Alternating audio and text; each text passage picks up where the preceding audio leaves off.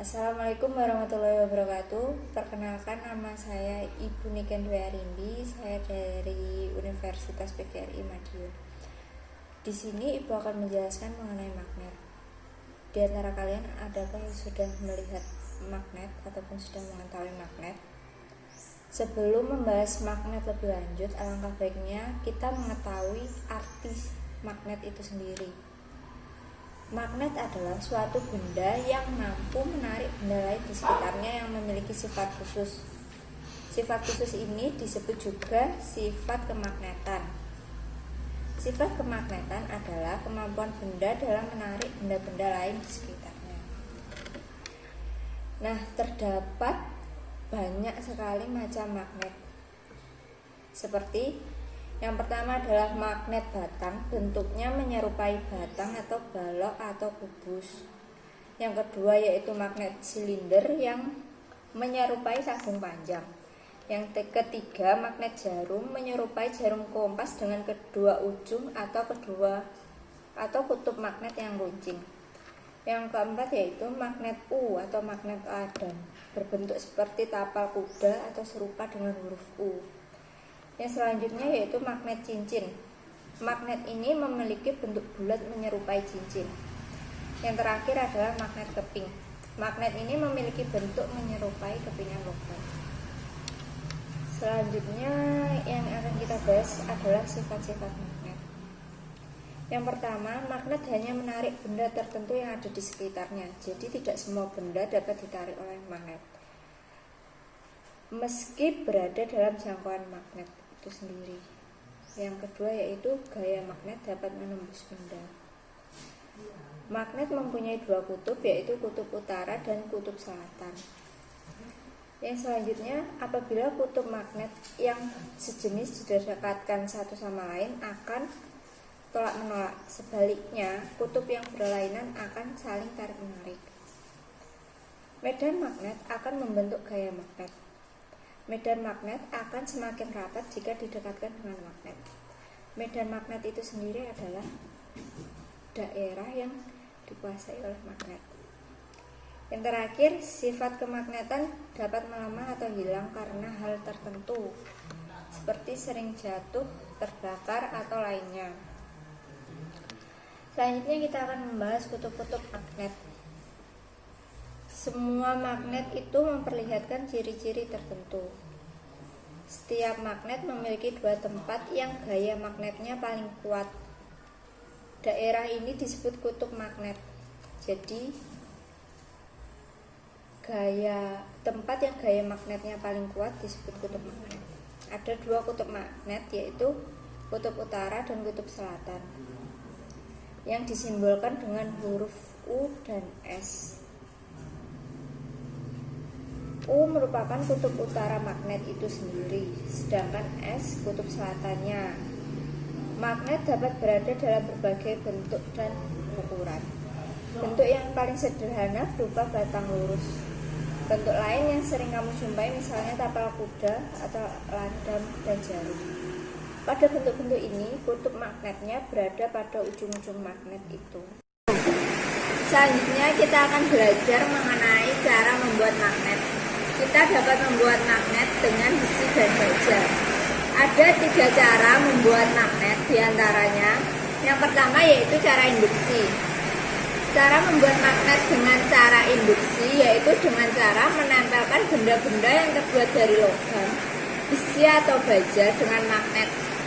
Benda tersebut akan bersifat magnet, namun hanya sementara karena sifat kemagnetan benda tersebut akan hilang jika magnet dilepaskan.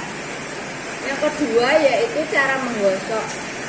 Batang besi atau baja yang digosok-gosokkan pada magnet akan menyebabkan batang besi dan baja mempunyai sifat kemagnetan. Jika semakin lama batang besi atau baja digosokkan, maka semakin lama pula sifat kemagnetan di dalam batang besi atau baja tersebut. Sifat kemagnetan pada batang besi atau baja dapat berkurang atau hilang jika diguncang kuat, dijatuhkan atau dipukul. Yang ketiga yaitu dengan cara dialiri arus listrik. Magnet dibuat dengan cara dialiri arus listrik. Magnet yang ditimbulkan disebut elektromagnetik. Magnet yang dibuat dengan cara elektromagnetik hanya bersifat sementara. Sifat magnet akan hilang jika arus listrik diputus. Yang selanjutnya akan kita bahas yaitu benda berdasarkan sifat pemagnetannya. Yang pertama, benda magnetik atau ferromagnetik. Ferromagnetik adalah benda yang dapat ditarik kuat oleh magnet. Benda magnetik yang bukan magnet dapat diolah menjadi magnet. Namun setiap benda memiliki tingkat kesulitan yang berbeda jika ingin diubah menjadi magnet. Contoh benda dari ferromagnetik adalah besi, baja, nikel, dan lain-lain. Yang kedua yaitu benda non-magnetik. Benda non-magnetik ini terbagi lagi menjadi dua kelompok, yaitu paramagnetik. Paramagnetik sendiri adalah benda yang dapat ditarik dengan lemah oleh magnet kuat. Contohnya aluminium, tembaga, platina, dan lain-lain. Yang kedua yaitu diamagnetik, yaitu benda menolak magnet. Artinya benda ini tidak dapat ditarik oleh magnet. Contohnya emas, seng, merkuri, dan lain-lain. Terakhir dari pembahasan kita yaitu penerapan konsep gaya magnet. Penerapan konsep gaya magnet dalam kehidupan sehari-hari adalah yang pertama yaitu motor listrik. Motor listrik dapat mengubah energi listrik menjadi energi kinetik. Pada motor listrik, kumparan arus yang dapat berputar dengan bebas diletakkan pada sebuah medan magnet. Hal inilah yang dapat menggerakkan motor listrik. Yang kedua, loudspeaker atau pengarah suara. Pengarah suara bekerja berdasarkan prinsip bahwa induksi magnetik memberikan gaya pada kawat berarus listrik. Melalui arus bolak-balik dengan frekuensi sinyal audio, corong loudspeaker bergerak maju mundur dengan frekuensi yang sama. Hal ini menyebabkan rapatan dan renggangan pada udara di sekitarnya, sehingga energi bunyi dapat dihasilkan. Yang ketiga yaitu alat ukur listrik atau galvanometer. Galvanometer merupakan sebuah peralatan yang menggunakan medan magnet untuk mendeteksi besarnya arus yang mengalir. Dalam mengukur kuat arus listrik, galvanometer bekerja berdasarkan prinsip bahwa sebuah kumparan yang dialiri arus listrik dapat berputar ketika diletakkan dalam suatu daerah medan magnet. Dan yang terakhir adalah detektor logam. Detektor logam bekerja berdasarkan konsep gaya magnet, yaitu flux dan magnet. Peningkatan flux magnet biasanya disertai peningkatan tegangan di dalam arus yang mengalir lewat kumparan penerima yang memicu alarm.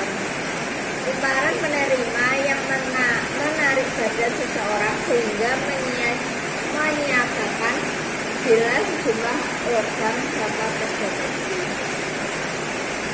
Sebelum Ibu akhiri pertemuan pada kali ini, untuk tugas minggu depan silakan kalian membuat gambar mengenai macam-macam magnet beserta keterangannya. Selanjutnya, buat rangkuman berdasarkan materi yang telah dibuat, yang telah disampaikan. Itu tugasnya.